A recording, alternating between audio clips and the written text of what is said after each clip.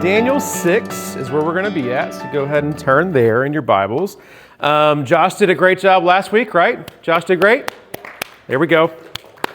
So Josh took Daniel 5, and he took us kind of right to the very end of Babylon. So the end of the reign of Babylon. So as you're kind of tracking through, I showed that picture of those three fish a few weeks ago. So you have the really small fish, which is kind of Israel. Then you have the bigger one, which is Assyria. They conquer the northern kingdom of Israel first.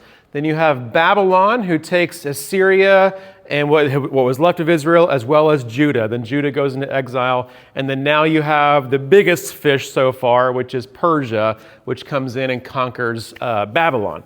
And so Israel is pretty much lost in the history of this. They're kind of assimilated into that kingdom. But Judah, we can kind of still track the history of Judah. They're still a people group, but they're kind of at the whim of whoever's conquering who at the time.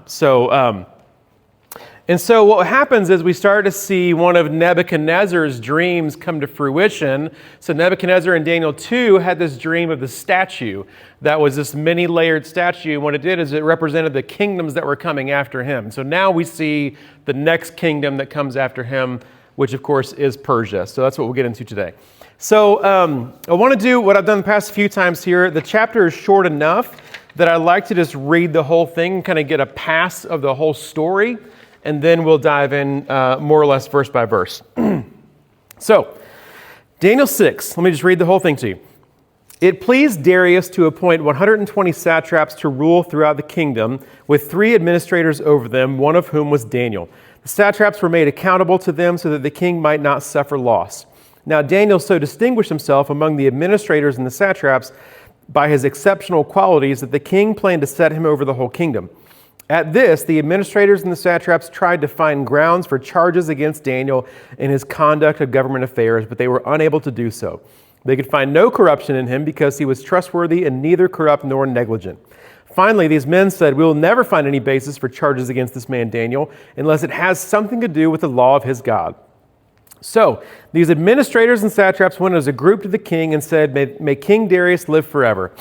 The royal administrators, prefects, satraps, advisors, and governors have all agreed that the king should issue an edict and enforce the decree that anyone who prays to a god or human being during the next 30 days, except to you, your majesty, shall be thrown into the lion's den. Now, your majesty, issue the decree and put it in writing so that it cannot be altered in accordance with the law of the Medes and the Persians, which cannot be repealed. So King Darius put the decree in writing. Now, when Daniel learned that this decree had been published, he went home to his upstairs room where the windows opened towards Jerusalem. 3 times a day he got down on his knees and prayed, giving thanks to his God, just as he had done before. Then these men went as a group and found Daniel praying and asking God for help. So they went to the king and spoke to him about his royal decree. Did you not publish a decree that during the next 30 days, anyone who prays to any god or human being except to you, your majesty, would be thrown into the lion's den? The king answered, the decree stands in accordance with the law of the Medes and Persians, which cannot be repealed. Then they said to the king, Daniel, who is one of the exiles from Judah, pays no attention to you, your majesty, or to the decree you put in writing. He still prays 3 times a day. When the king heard this, he was greatly distressed. He was determined to rescue Daniel and made every effort until sundown to save him. Then the men went as a group to King Darius and said to him, Remember, your majesty, that according to the law of the Medes and Persians, no decree or edict that the king issues can be changed. So the king gave the order, and they brought Daniel and threw him into the lion's den. The king said to Daniel, May your God, whom you serve continually, rescue you. A stone was brought and placed over the mouth of the den, and the king sealed it with his own signet ring and the rings of his nobles so that Daniel's situation might not be changed. Then the king returned to his palace and spent the night without eating and without any entertainment being brought to him, and he could not sleep. At the first light of dawn, the king got up and hurried to the lion's den. When he came near the den, he called to Daniel in an anguished voice, Daniel, servant of the living God, has your God, whom you serve continually, been able to rescue you from the lions? Daniel answered, May the king live forever. My God sent his angel, and he shut the mouths of the lions. They have not hurt me because I was found innocent in his sight, nor have I ever done any wrong before you, your majesty. The king was overjoyed and gave orders to lift Daniel out of the den. When Daniel was lifted from the den, no wound was found on him because he had trusted in his God. At the king's command, the men who falsely accused Daniel were brought in and thrown into the lion's den along with their wives and children. And before they reached the floor of the den, the lions overpowered them and crushed all their bones. Yikes. Then King Darius wrote to all the nations and peoples of every language in all the earth, "May you prosper greatly. I issue a decree that in every part of my kingdom people must fear and reverence the God of Daniel. For he is the living God, and he endures forever. His kingdom will not be destroyed. His dominion will never end. He rescues and he saves. He performs signs and wonders in the heavens and on the earth. He has rescued Daniel from the power of the lions." So Daniel prospered during the reign of Darius and the reign of Cyrus the Persian. All right, so Daniel 6 starts off with King Darius, and already we kind of have a problem here because there's not a historical figure named Darius that fits into the time frame of Daniel 6. So just for a bit of review, here's the rulers so far in Daniel. We start off and we have Nebuchadnezzar, and if you want to be real specific, Nebuchadnezzar II. And so that is what Daniel, he's the kind of the main, villain sometimes in Daniel 1 through 4. And so then you have lesser known Babylonian kings that follow Nebuchadnezzar II. They're not featured in Daniel, but you'll find them in history. Then you have a king named Nabonidus. And as Josh talked about this last week, Nabonidus has this weird habit of actually not being in the kingdom very often. And so what he does is he delegates a lot of the day-to-day to his son, which is Belshazzar. And Belshazzar is who Daniel chapter 5 is all about. He's the one that throws the party, even though the kingdom is about to come crashing down to an end. He is the one that sees the writing on the wall and gets terrified by it and has Daniel come in and interpret it. And so Belshazzar is featured prominently in Daniel 5. And Belshazzar and Nabonidus remotely, I guess, they are both in charge when Babylon ultimately falls. And so King Cyrus of Persia comes in and he conquers Babylon. And big question mark here is Cyrus, who Daniel 6, the chapter 6, is actually about. So there's no King Darius that fits the timeline of Daniel 6. So there's a few explanations for this, and this is really just kind of interesting. There's no way to really know exactly who this king is, but there's some options and just fun things to talk about. So some people think that Darius could have been an alternate name for King Cyrus, so they would have been the same person. However, at the end of this chapter, it specifically calls him Cyrus the Persian. We just read that. It's at the end of the chapter. At the end of last chapter, it references Darius the Mede. And so this is kind of weird if it's the same, if it's two names for one person, well, why do they have different races as they're referenced here? One is a Mede, one is a Persian. So that's kind of in question. By the way, we'll talk more about the Medes and the Persians and how those kind of relate together here in a few minutes.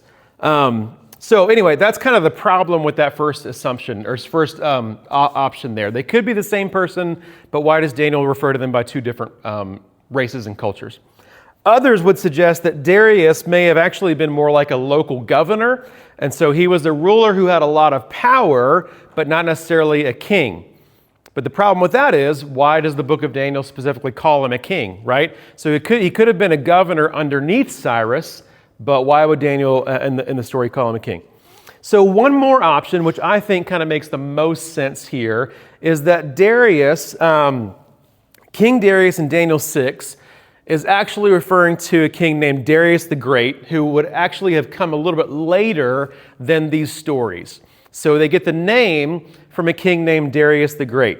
Darius the Great had a lengthy reign, and specifically he would have been remembered by the Jews as the king who supports them when they rebuild Jerusalem. So King Cyrus allows them to go back. King Darius comes along later and he gives them some support for rebuilding the town and rebuilding the temple. And so there's a very, very fond remembrance of King Darius, right, for him doing that. And so maybe it's because of his lengthy reign, or maybe it's because of his positive association with them.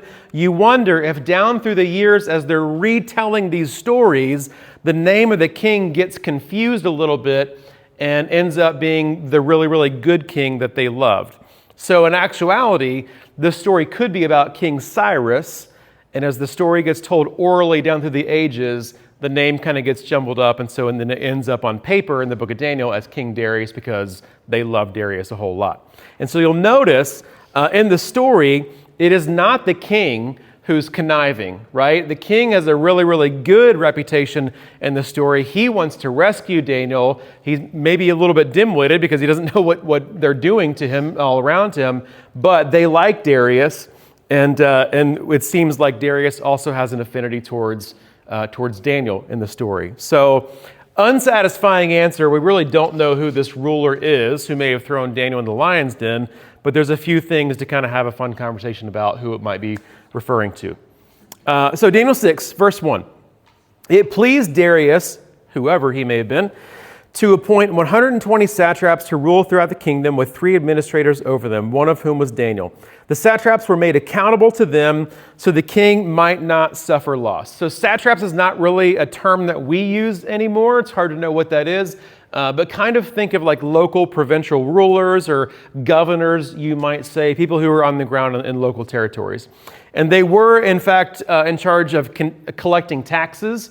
And so that explains the reference to the king not suffering loss. That's what they're there for, is to collect taxes and make sure that he gets all that he's supposed to get. And notice the incredibly high position that Daniel has now found himself in. So the empire has turned over, right? So Daniel was in a good position with Nebuchadnezzar in Babylon, but then Babylon is conquered. Daniel somehow is left standing, and in the new empire, he also has a really, really good position.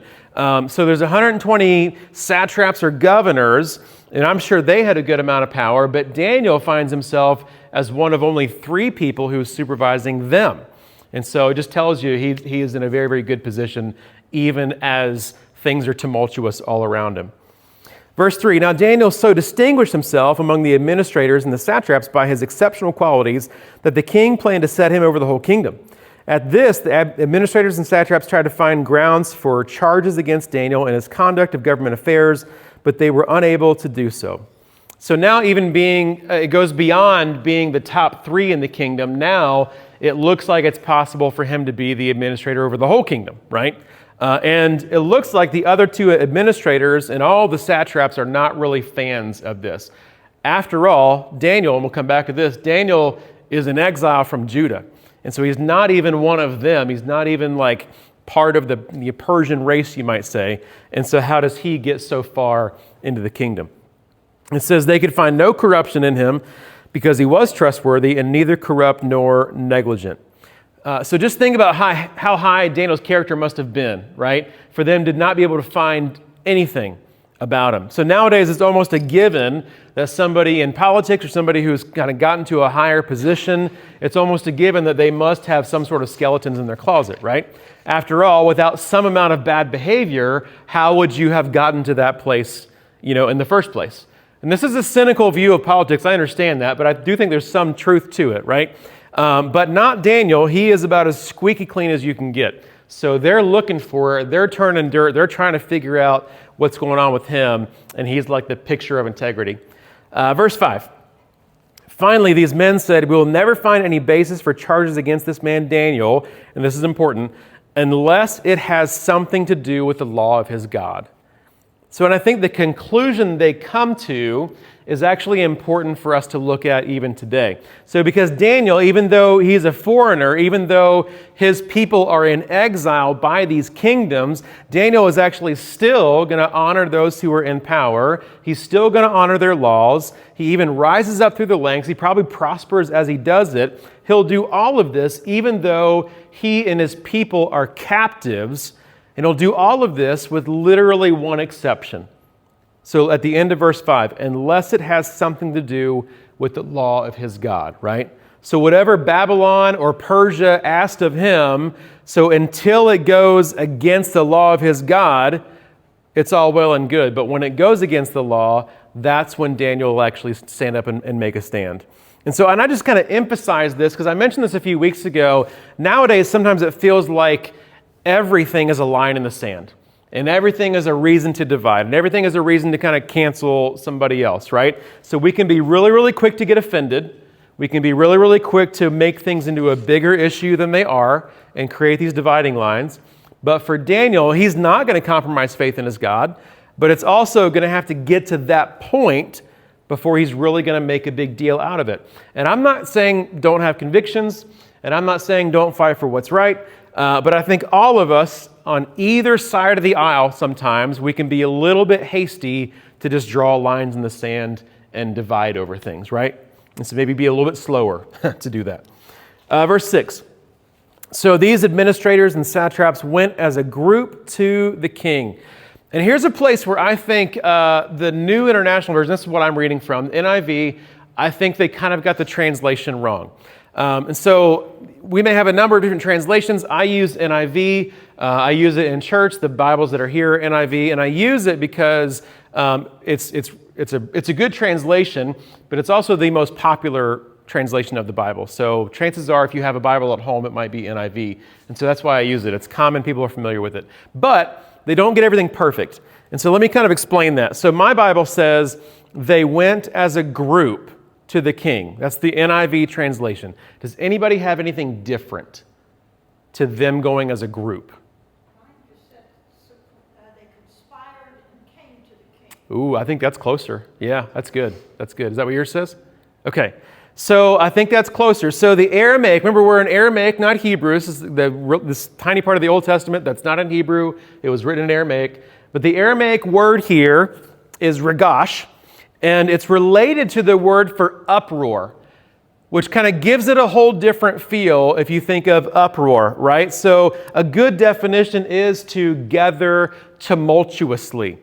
As an angry mob, like an angry mob is a group who gathers tumultuously. They regash. So I always think, you might think this is funny, I always think of the townspeople in Beauty and the Beast. So the townspeople in Beauty and the Beast are, they're kind of stirred up by the character Gaston, right? And so they sing this song and talk about kill the beast. That's an angry mob. That's a group of people who regashed, right? They gather tumultuously. It's this mob. And so some Bibles, Nancy and Jamie, it says to conspire, right? Some Bibles will say they thronged to the king or they crowded in on the king, which I think is more accurate than just saying they went as a group, right? So this is not a polite meeting. There's significant pressure on the king here. And so they said, may King Darius live forever. The royal administrators, prefects, satraps, advisors, and governors have all agreed that the king should issue an edict. Don't you just love it when everybody else tells you what you should do, right? They're so helpful when they do that, right? The king should issue an edict and enforce the decree that anyone who prays to any god or human being during the next 30 days, except to you, your majesty, shall be thrown into the lion's den. So one thing I ran into more than once as I was researching this is the idea that a king practicing what we might call a self-deification, like worship of himself, right? That's not really a Persian thing to do. So we do see this in other cultures. We see it in, what was the story about Nebuchadnezzar with, I'm going to come back to it, the fiery furnace, right? And so he has the statue built of him, and so we think it's probably a statue of him, and the point is to worship that statue. So you see this idea of self-deification in other places. You see it in Rome later on, but it's not really a Persian thing to do. And so the real life Darius the Great was actually really, really careful to credit his successes to this Zoroastrian god named Ahura Mazda, not to be confused with the regular Mazda. Come on, that's funny. That's funny. It's good stuff. That's good stuff.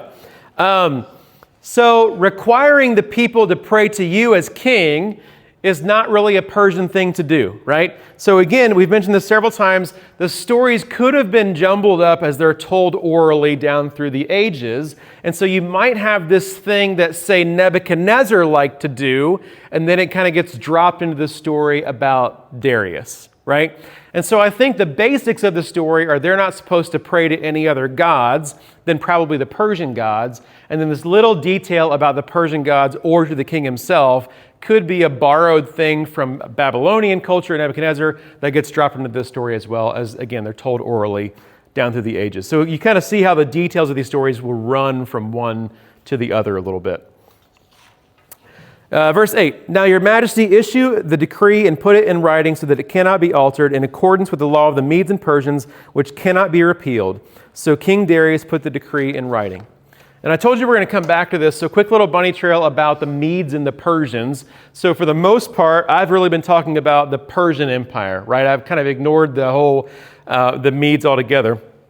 In reality, the Medes and the Persians, if you kind of look at the circle part of this map, they represent two unique cultures.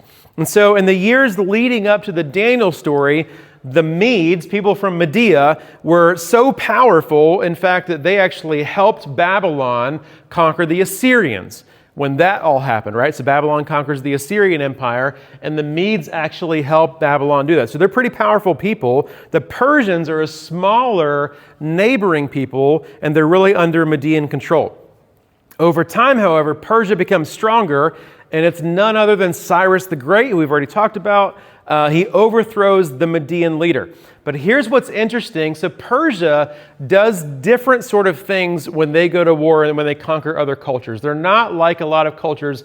So Persia, for instance, that's who allows the Jews to go back to Jerusalem. They say, we've had you in exile for this long. Actually, go ahead and go back to your homeland. Go ahead and rebuild, right? It's kind of a nice thing to do. And so the Jews, I mean, I'm sure they'd love to be independent, but they do, relatively speaking, they like Persia more than Babylon, right? They allow them to go home. Persia does a lot of things that are different. And so you might say, and again, it's all relative, but you might say they're kinder to the people that they conquer than most everyone else in the ancient world. And so here's what's interesting. Cyrus and Persia, they don't actually conquer and destroy the Medes. They kind of merge and they coexist. And so then at that point you have the empire of the Medes and the Persians. So an empire comprised of two people groups. In fact, Cyrus kept many of the Median nobles and officials in place when he did that. He overthrew the king, but he kept a lot of the powerful people where they were at. And so one description that I read said it this way: Persia took over the company, but kept most of the management, right? So this is kind of one way to think about what they did. So again, you have two peoples who are kind of part of the same empire, and they coexist more or less.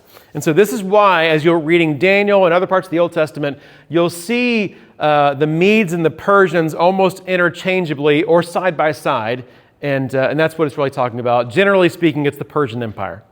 Verse 10. Now, when Daniel learned that the decree had been published, he went home to his upstairs room where the windows opened toward Jerusalem. Side note, if Daniel has a home with an upstairs, he's probably doing pretty good back in that time, right? So he's probably prospering and doing pretty well.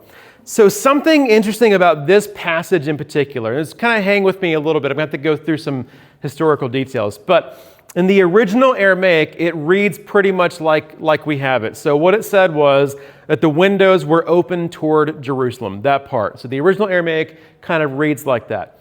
But I mentioned this a few weeks ago. Later on, the Hebrew Bible is translated into Greek, and it does happen later, but it's all still pretty ancient. All of that happens before Jesus is on the scene. So it's still pretty early on.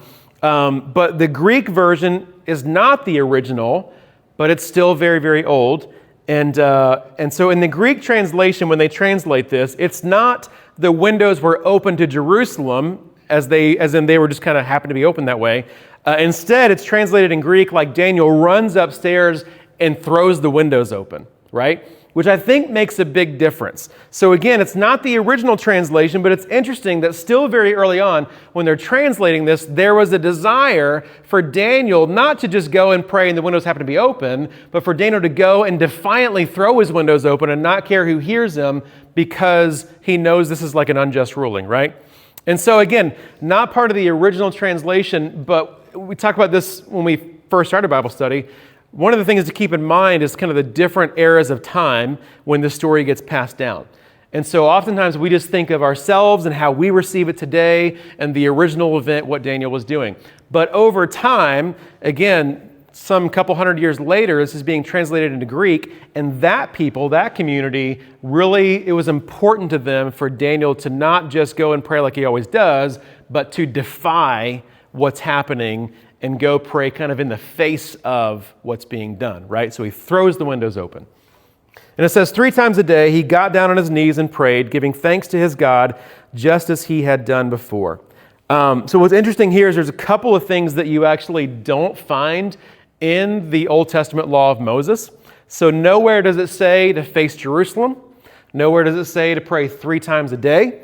But we do know over time that the Jewish people certainly expounded on the law of Moses, right? This is one of the main problems that Jesus has with the religious people in his time.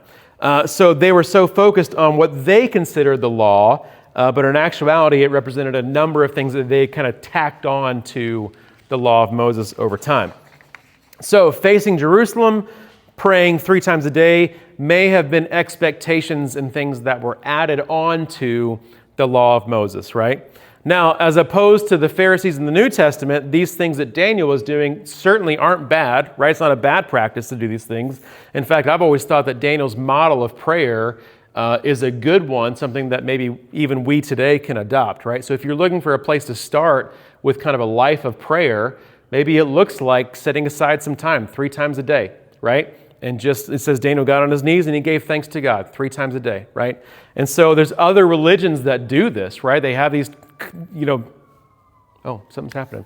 Other religions that do this where they have these times during the day where they set aside that time.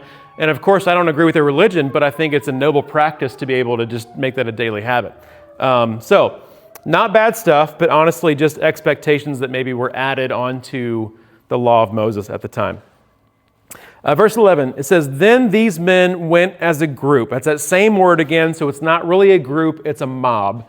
And it says, they found Daniel praying and asking God for help. So they went to the king and spoke to him about his royal decree. Did you not publish a decree that during the next 30 days, anyone who prays to any god or human being except you, your majesty, will be thrown into the lion's den? Don't you just love it when someone uses your own words against you, right? It always goes well. The king answered, the decree stands in accordance with the law of the Medes and Persians, which cannot be repealed. So they've really kind of entrapped the king in his own words. 13, then they said to the king, Daniel, who was one of the exiles from Judah, and Josh talked about this last week, right? So if somebody who really doesn't like Daniel, when they talk about him, they don't identify him as one of the chief administrators of the kingdom, like certainly they won't do that. No, it's Daniel, one of the exiles from Judah. So they're going to diminish him and his identity by referring to him by that sort of way. Daniel, who is one of the exiles from Judah, pays no attention to you, your majesty, or to the decree you put in writing. He still prays 3 times a day. When the king heard this, he was greatly distressed. He was determined to rescue Daniel and made every effort until sundown to save him. So obviously, the king has an affinity towards Daniel. After all, Daniel wouldn't have risen as high as he did if he didn't have some trust and some relationship with Daniel already. Verse 15, then the men went as a group to King Darius. Again, same word. It's not a group. It's really a mob. And they said to him, remember, your majesty, that according to the law of the Medes and Persians, no decree or edict that the king issues can be changed. So probably what's happening is they've noticed, look back at 14, the king is determined to rescue Daniel and made every effort until sundown to save him. And so here in verse 15, they're reminding him, hey, doesn't matter how you feel about Daniel. Remember, these things can't be changed. These things can't be repealed, even by the king himself. 16. So the king gave the order, and they brought Daniel and threw him into the lion's den. The king said to Daniel, may your God, whom you serve continually, rescue you. So modern historians will study stuff like this, and they'll notice different patterns that you see in the ancient world. And sometimes it's stuff that comes so often that they will name it, right? Just as a part of ancient culture. And so there may be a situation that gets repeated enough throughout history where they're like, this is kind of a phenomenon here, we're going to name it, and so we'll know what it's talking about. So one example that you're probably already familiar with, you just may have not heard the term for it, is representative warfare. So representative warfare is what you see when David faces Goliath, right? So 2 people go out and face each other on behalf of these two armies that are battling. And the armies are going to honor the outcome of this fight between two people. Representative warfare. They go as representatives. So you see it in the Iliad if you go outside the Bible and look at ancient literature. The Iliad has the story of Achilles. Achilles goes and faces off against Hector. That's representative warfare. They're fighting on behalf of their two sides and their two armies. So it's a pattern that shows up enough in ancient culture that we have given it a name, representative warfare. So that's kind of what's happening in Daniel 6. There's a similar idea in this pattern, and it was what historians are calling trial by ordeal. So what's happening for Daniel in facing the lion's den is trial by ordeal. So the definition is a method of determining guilt, innocence, or divine favor by subjecting a person to a dangerous or painful test and believing that a God or God will reveal the truth through the outcome. So where else have we seen a trial by ordeal? In Daniel. Josh can't answer. He's already sat through this. Where else in Daniel have you seen something like this, the trial by ordeal? The fiery furnace, right? So already in Daniel, you have two of these things, a trial by ordeal. Again, it's a dangerous test, believing that only a God or only God can reveal the truth through the outcome. So the fiery furnace is another trial by ordeal, part of an ancient pattern. So here's the logic. Humans might not know the truth, but the gods do. And so we're going to let the divine realm decide.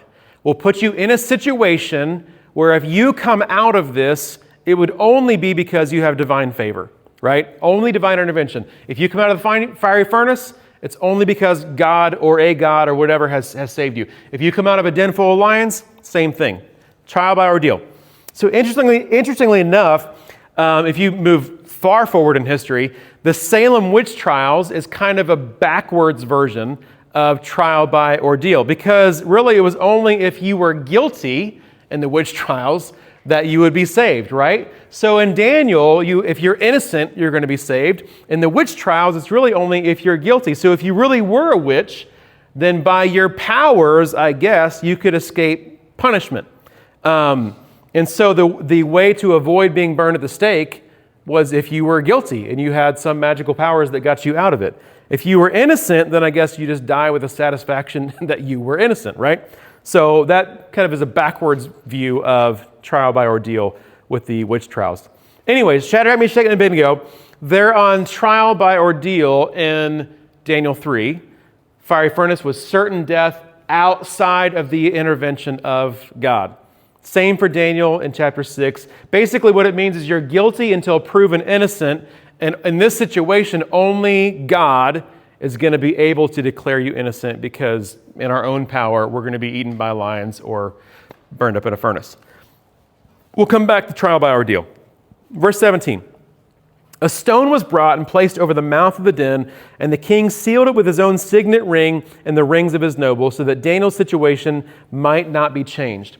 So what's actually happening here is the stone that would be in front of the den of lions was probably wrapped with cords or ropes, and then where those things met, right, there are wax seals in those different places. So if somebody tampers with this, well, the ropes are going to break, the wax seals are going to break. You're going to know that somebody tampered with this. So think of this if you're the king and you really like Daniel. And your temptation is, all right, well, as soon as the other guys are gone, well, I'm just going to go and I'll get the stone rolled away. But here's the problem. You can put the stone back up and you can put your own wax seal back on there, but it's actually sealed with the other guy's seals as well. And so now even the king can't tamper with this because he can't replace the other seals in addition to his. And so we use something like this. The teenagers might like this. You guys think this is funny. So we used something like this when I was a youth group leader many, many years ago. So we would take kids on retreat sometimes, and at bedtime, we would walk through the hotel where they were staying, and we would put masking tape on their doors. Have you done this? Have you led a trip and done this before? So what happens is if you put it on the outside of the door, if somebody gets out after bedtime, well, you know, because they can't replace that.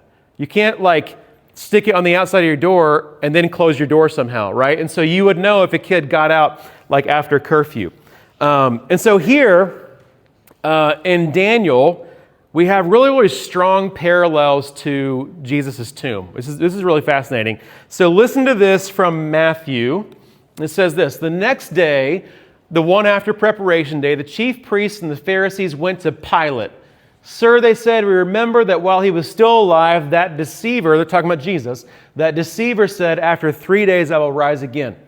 So give the order for the tomb to be made secure until the third day. Otherwise, his disciples may come and steal the body and tell the people that he has been raised from the dead. This last deception will be worse than the first.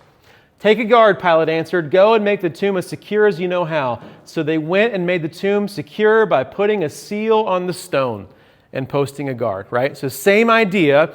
If somehow somebody takes Jesus' body, well, they're going to know because they can't replace that seal that was on the stone, right? But just like Daniel, just like Jesus, you're in there. It's going to take an act of God to get you out of this situation, right? And so that's what happens in the New Testament. That's what happens with Daniel. Back to Daniel. Verse 18.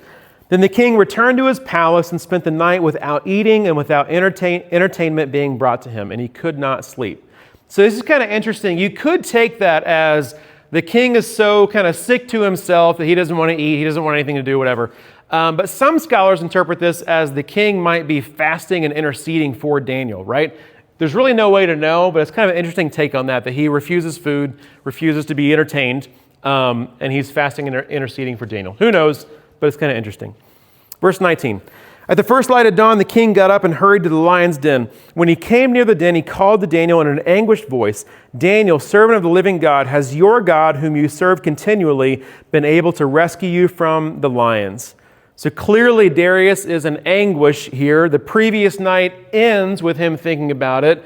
The morning begins with him thinking about it. Have you been there before? Like you go to bed with something on your mind and maybe you hope that you'll just kind of reset after you sleep, but it doesn't happen. You wake up thinking about the exact same thing. That's when you know there's something that's really kind of attached to you, right? And so Darius is in anguish here. He wakes up thinking about it as well. 21. Daniel answered, may the king live forever. My God sent his angel and he shut the mouths of the lions. They have not hurt me because I was found innocent in his sight, nor have I ever done wrong before you, your majesty. And so again, we're back at Daniel's high character here, right? So found innocent by God, and on top of that, hasn't really even wronged the king himself. So again, in this world, our world, where everything seems like it's a dividing issue, how do we honor those above us without alienating others and without being unfaithful? I think one thing that we can do is, again, save those dividing lines, those lines in the sand, until they're really necessary. Daniel is somehow able to honor God and still honor a pagan king, Darius, at the same time.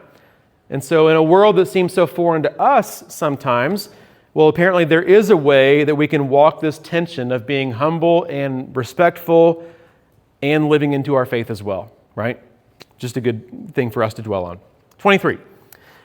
The king was overjoyed and gave orders to lift Daniel out of the den. And when Daniel was lifted from the den, no wound was found on him because he had trusted in his God. And you've probably already caught this. There's a lot of similarities between the fiery furnace and the lion's den story. And so Daniel comes out and there's no wound found on him. What does that remind you of from the fiery furnace? Their clothes, it says not even a hair on their heads was singed, right? So these details are similar. At the king's command, the men who had falsely accused Daniel were brought in and thrown into the lion's den, which also reminds me of the fiery furnace, right? The furnace is heated so hot that those who threw Shadrach, Meshach, and Abednego in, they're the ones who die, right? And so kind of something similar happens here. And then it looks like King Darius takes it a little bit too far, along with their wives and children. And before they reached the floor of the den, the lions overpowered them and crushed all their bones. So stuff like this is hard for us to read sometimes. You have to admit that. And if we're honest, the Old Testament has several places that are like this. But what we can understand here is simply what I would say is kind of the thoroughness of Daniel's vindication, of Daniel's miracle and Daniel's vindication. So what I mean by that is not only is he safe from the lions, right, but he's vindicated as well. And not only that, his accusers are going to suffer. And then on top of that, their families are punished. And so it's probably not so much about punishing the innocent here as it is about bringing the guilty's family line to an end, right? So Daniel's miracle in vindication is complete, so much so that his accusers are kind of like obliterated. They don't just die, they're wiped out. And they won't have any family line after that, which would be an enormous punishment. That still might not be perfectly satisfying when you see something like the wives and children were killed. And sometimes all we can do is just kind of admit the Bible sometimes is more violent than we want it to be. The other thing that could be going on is, what's happening here. God does rescue and vindicate Daniel. At the end of the day, though, King Darius is still a pagan king. And so King Darius' choices are King Darius' choices, right? And so if he is going to punish those and then punish their families, well, there's not a whole lot that we can do about that. He's still a pagan king. Verse 25. Then King Darius wrote to all the nations and peoples of every language in all the earth. Is that an exaggeration? Probably, right? That's just kind of what they would do. And he said, may you prosper greatly. I issue a decree that in every part of my kingdom, people must fear and reverence the God of Daniel. And then King Darius kind of has this, almost like this confession of faith here that follows. And it says this, I have it up on the screen because we're going to compare it to something else. So Daniel 6:26, this is his confession. For he is the living God, and he endures forever. His kingdom will not be destroyed. His dominion will never end. He rescues and he saves. He performs signs and wonders in the heavens and on the earth. He has rescued Daniel from the power of the lions. And so Darius's confession here actually sounds a lot like Nebuchadnezzar's. And so back in Daniel 4, that was the chapter where Nebuchadnezzar kind of goes crazy. He lives out in the wilderness. He comes back to his senses. He gives glory and credit back to God. And then he has a confession of faith as well. And Nebuchadnezzar says this, his dominion is an eternal dominion. His kingdom endures from generation to generation. All the peoples of the earth are regarded as nothing. He does as he pleases with the powers of heaven, with the peoples of the earth. No one can hold back his hand or say to him, what have you done? Really, the first 4 or 5 lines of both of those really sound very, very similar. But both kings kind of have this kind of revealing sort of moment to them, and they both have these kind of confessions of faith in Israel's or in Daniel's God. And then verse 28, we wrap it up here. So Daniel prospered during the reign of Darius and the reign of Cyrus the Persian. So your Bible might have a footnote there in verse 28, which is really helpful if you want to identify Cyrus and Darius as the same person. So the footnote, sometimes translating things into English isn't always like perfectly straightforward. And so apparently this last verse could read like this, the reign of Darius and the reign of Cyrus the Persian, or the translation could be the reign of Darius, that is the reign of Cyrus the Persian. So that word in Aramaic that's kind of in the middle of the sentence, it's a bit unclear as to how you can interpret it a couple of different ways between what it means. So like I said, if you're of the persuasion that Darius and Cyrus might be the same person, he just has different names in these stories, well then that helps that cause, the reign of Darius, that is the reign of Cyrus the Persian, right? But again, I go back to my same issue, even if he did have different names, why in the story of Daniel does he have like different races as well? Darius the Mede, Cyrus the Persian, who knows? You know what? It is not the point of the story, so we can move along. It's fun to talk about, but not really the point. So I want to come back to this idea as we look at kind of how this helps us and what does this kind of mean for us in this day and age. I want to come back to the idea of the trial by ordeal. I was kind of taken by that phrase and by that concept as I was researching Daniel 6. And I don't know about you, but I can point to several times in my life that kind of just felt like trial by ordeal, right? It just felt like an ordeal. And it's not as perilous as being in a lion's den, I understand that, but I've had those times in my life where you just kind of have to leave it up to God whether he's going to vindicate you or not, right? Should he choose to do so? Trial by ordeal. So I know Josh knows this. We've already talked about this quite a bit, but unfortunately it can be really, really common for those who work in the church, right? It can be an unfortunate way that things go sometimes. So the church is sometimes notorious for chewing up and spitting out their staff. I hate that that's the case, but that does happen. And so those seasons can really feel like trial by ordeal sometimes. Recognizing that it's in God's will, whether you're saved, whether you're vindicated, whether the truth actually gets out. So it's not a lion's den, but here's how it plays out pretty often. And this might happen, so it's not just in churches, that's my experience, but it may happen for you in the workplace, it may happen in your families or relationships, whatever it is, but there's some sort of ugly assumption about you. The assumption then begins to spread among other people because they're listening to one person's version of this, right? And so you could fight fire with fire, but did two wrongs make a right? No, right? So you could fight fire with fire. You could begin to spread your own version of events, but then it starts to feel like a gossip fest, doesn't it? And so if it does happen in a church, then this is not really good for long-term health of a church in any way. And so this is when the high road is not a whole lot of fun, and you make the choice maybe not to engage in what feels like just spreading more dirty laundry, and you end up just taking it on the chin. So again, it does happen in churches. It may happen in your personal life as well. You may have a story where this has happened to you. So it's going to be up to God if the truth gets out. And here's the reality. Maybe it never does. Don't forget the other trial by ordeal where God could save Shadrach, Meshach, and Abednego from the fiery furnace. And their choice, remember this, their choice was actually not based on being vindicated. Because what did they say? They say, even if he does not save us, right, we will still not bow down. And so really, it's ultimately up to God. And you may hope for at one point the truth to come out and everybody know that you were in the right and you took the high road and you were honorable and all the things. But maybe that never happens. It's times like this where your primary driver has to be for God's approval, right? I want to make sure we have enough time. So God's approval has to be what's driving us, not man's. Otherwise, you would hit back in these sort of situations. And so, but if we want to live like Daniel and live like Shadrach, Meshach, and Abednego, then our primary goal must be to please God and God alone. And sometimes it might mean to refrain from retaliation. And it might mean, we have to take it on the chin. We were talking about this at staff the other day.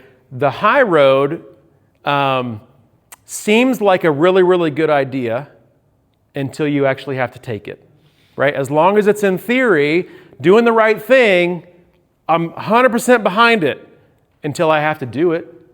And then it's not fun at all. I can say all day long that I need to forgive, and I can say all day long I need to give someone the benefit of the doubt, and I need to not spread gossip. But then there comes a time where somebody just needs to get what's coming to them, right? And it'd feel real satisfying if that came from me, right? But then I read things like Romans 12:19, and it says this, "Do not take revenge, my dear friends, but leave room for God's wrath. For it is written, it is mine to avenge, I will repay, says the Lord." Maybe you're more familiar with King James, which says, "Vengeance is mine, saith the Lord," right? And hear what Jesus has to say about it. Jesus says this in Matthew 5. You've heard that it was said, eye for an eye and tooth for a tooth, but I tell you, do not resist an evil person. If anyone slaps you on the right cheek, turn to them the other cheek also. If anyone wants to sue you and take your shirt, why don't you hand over your coat as well, right? Once again, doing the right thing seems like a good idea until you actually have to do it. And then it becomes really, really difficult. So sometimes it feels like trial by ordeal. And in those moments, maybe we just need to leave it up to God for justice and vindication. And this is important, if he so chooses. And he may not choose to do that, right? So maybe the hard work for us is to do the right thing, even if it's not always satisfying. Because as Jesus says in the next chapter of Matthew, there are things that we do in private that the Father in heaven sees, and he will reward us. And so are we living for God's rewards? Or are we living for the rewards of this world?